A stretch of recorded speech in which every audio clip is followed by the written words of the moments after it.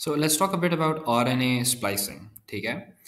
So in splicing, some sections of the RNA transcript are removed. अब ये वो वाले sections होते हैं that aren't actually coding for anything.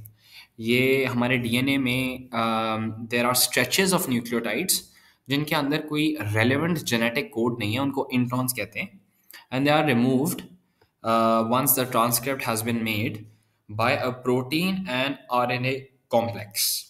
अब कुछ प्रोटीन्स और आरएनएज एक दूसरे के साथ केमिकली एसोसिएटेड होते हैं और उनका जो कॉम्प्लेक्स बनता है एसोसिएशन के बाद उसे स्प्लाइसोसोम कहते हैं and the spliceosome is responsible for removing introns and the remaining sections which are called exons जिनके अंदर वो रेलिवेंट डीएनए कोड होता है या जेनेटिक सीक्वेंस होता है जो हम ट्रांसक्राइब एंड ट्रांसलेट करवाना चाह रहे हैं, those axons are then pasted back together.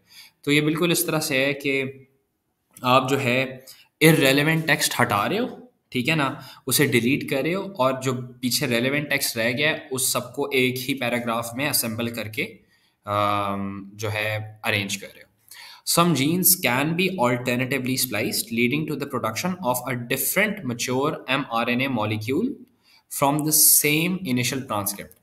इसका मतलब बेसिकली ये है कि अगर आपकी gene let's say gene A है और उसका एक ट्रांसक्रिप्ट बन रहा है, तो वो ट्रांसक्रिप्ट लेट्स से ट्रांसक्रिप्ट तो एक ही है लेकिन वो 5 अलग तरीकों से स्प्लाइस हो सकता है और क्योंकि वो 5 अलग तरीकों से स्प्लाइस हो रहा है, उसके नए नए कॉम्बिनेशंस बन रहे हैं, तो वो 5 डिफरेंट प्रोटीन्स प्रोड्यूस करवा सकता है. ठीक है, दैट इज़ वाई आपके अंदर इतनी जेनेटिक डाइवर्सिटी है, बिकॉज ये काफ़ी सारी जीन्स इस तरह से कर सकती हैं. mRNA produced previously by transcription is decoded by a ribosome to produce a specific polypeptide chain या protein, and we are going to look at that in the upcoming slides.